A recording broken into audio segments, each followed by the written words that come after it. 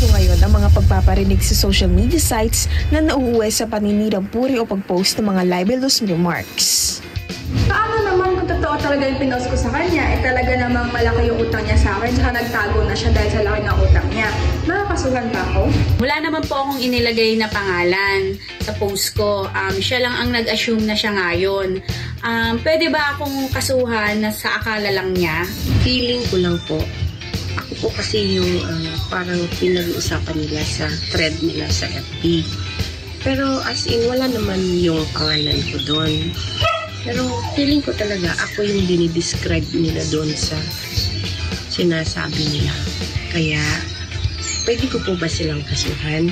Ilan lang ito sa mga katanungan tungkol sa online parinig o mga mapanirang puri post sa social media sites. At ngayong umaga, may mag-share ng mga kasagutan tungkol sa usaping ito.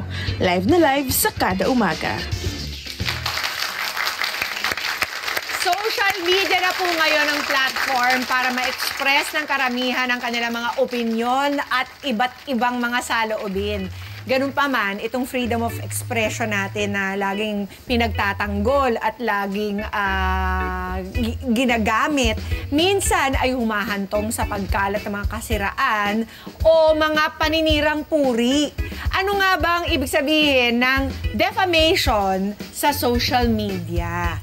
Kaya ngayong umaga makasama po natin ang ating suki na laging handa kapag kailangan natin si Attorney Edward Chico. Good morning, Attorney! Good morning din, Miss Pia, at good morning po sa ating mga tele-viewer. Mabuti na lang talaga, Attorney, marami kang hats. Kasi last time, ang pinag-usapan natin in your capacity as a stand-up comic, ngayon naman, in your capacity as a legal expert. Okay, ano bang ibig sabihin ng defamation on social media, Attorney? Well, para natin siya masagot, I think ang importante malaman natin yung konsepto ng freedom of expression. Alam mo kasi sa saligang batas, meron tayong tinatawag na free speech, which presupposes you can essentially say anything you want to say, wala kang pangamba na pwede kang pigilin, ang tawag dyan, prior restraint, or pangamba na pwede kang maparusahan. So yung konsepto ng freedom of expression, malawak siya. Ibig sabihin, as a general rule, lahat ng gusto sabihin, protected yan. Ang hindi lang protected, yung tinatawag na defamatory utterances, yung mapanirang puri. So kapag yung sinabi mo mapanirang puri, so you can be held liable for the same. Mapanirang puri. Itong mga nakikita natin, bibigyan kita ng mga examples, Attorney Chico, tungkol sa mga nakikita nating mga comments sa social media. Katulad na lamang nito. Let's take a look at the first one. Sabi, yung partner mo, nag-cheat din gamit ang Telegram. Hindi mo lang nahuli. This is clearly a parinig. Mapanirang puri siya, pero wala siyang identity. Correct. Pwede bang kasuhan ang mga ganitong klaseng komento sa social media, Attorney? Sa social media kasi, meron tayong tinatawag na cyber libel. So, ibig sabihin, nanirang puri ka sa isang tao. Kaya lang, yung paninirang puri is not enough. Meron pang ibang mga ito So, number one, yung publication. So, hindi natin problema dyan yan dahil pinost niya. Correct. Pangalawa, yung tinatawag natin na identity. Yan. That is actually very crucial, Kapag hindi natin kilala kung sino, at pag sinabi natin hindi natin kilala, we're referring now to the people who would see the post. Hindi yung tao na pinatatamaan. Halimbawa, sabihin mo, actually feeling ko ako yung pinapatamaan doon. Galit sa akin si P I'm pretty sure ako yan. So it doesn't have any bearing at all. Kinakailangan yung mga taong makakabasa, kahit hindi ka pinangalanan, alam nilang ikaw yon. So ibig sabihin yung identity, you're not supposed to be identified lang. If you are identifiable, that's enough. Halimbawa, senador ka, isa lang ang babae sa Senado. O yung babaeng senadora dyan. O. Halimbawa, yung katabing bahay ko, yung bruha doon. Ganyan, hindi ba? O yung teacher ko sa English 101 sa UP. So obviously, ibig sabihin, kahit hindi mo pinangalanan, identifiable siya. Yes. So ang point dito, kung magpaparinig ka rin lang, make sure walang makakaalam, walang makakahula kung sino yon, hindi ba? Di ba sa showbiz, usong-uso yan yung usong-uso sa showbiz yung blind item. Para siyang Blind item. Yes. Oo. So, attorney... That is enough. Kung alam natin kung sino yun. Okay. Paano kung identifiable by just the friends of the person who posted it? Ayun. Yung publication, diyan papasok, Pag sinabi nating publication, basta merong 3 tao, yung ikaw na nanira, yung tao na siniraan mo, Okay. at may isa pang tao na pwedeng makabasa noon, Okay. may publication na. Kaya mag-ingat kayo sa mga group chat. Di ba maraming mga GCs now? Yes. Halimbawa, 10 tayo, di ba? Kunyari, kagaya ng kwento nyo, naiinis tayo kay Emma, nag-Japan siya, hindi siya nagpaalam. So nagtayo tayo ng GC. Pinisiraan natin siya doon. Sa GC. Okay. Ang malas mo dyan, kapag yung isang member ng GC, in-screenshot niya ngayon yon, pinakita kay Emma. Emma, grabe yung sinasabi sa'yo. If that person who took the screenshot is willing to testify na member siya ng GC, na nabasa niya yung paninang puri doon, at yung in-screenshot niya totoo, that is sufficient for you to be held liable. Kaya kahit sa GC, liable ka. Hala! GC dyan. Dati pa ako school GC lang.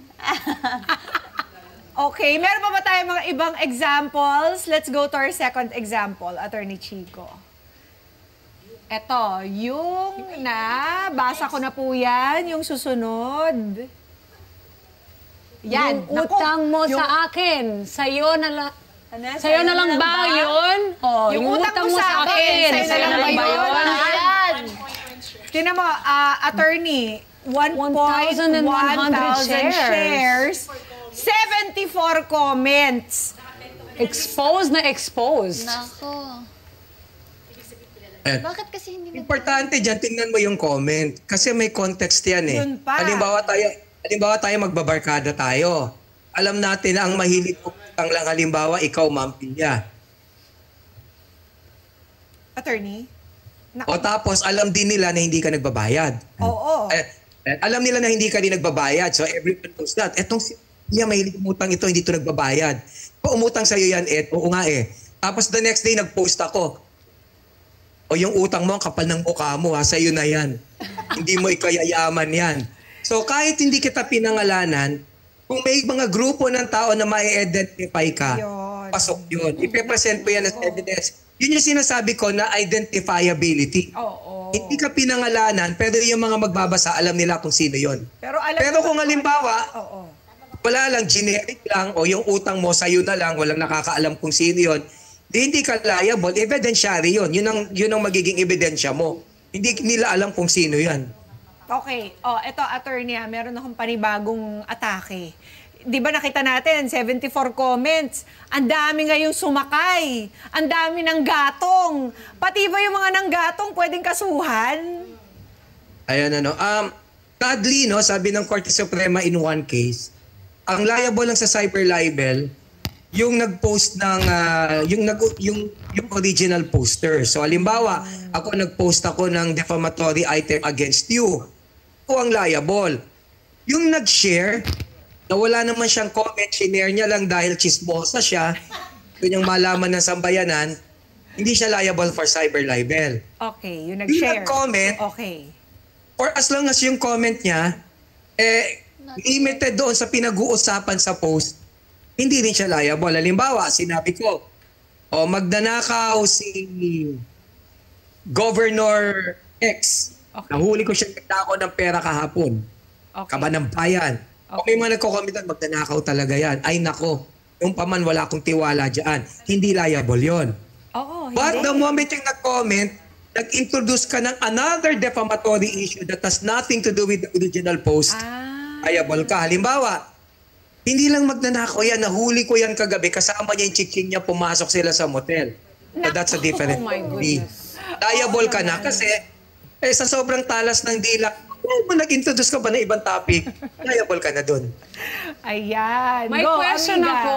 What if scammer naman ang pinost mo tungkol sa isang tao na To nag-scam raise sa'yo? awareness. Oo, to raise awareness. Pero, well, you're kind of accusing a person online. So, paano yan, attorney? Actually, mga bogus buyers.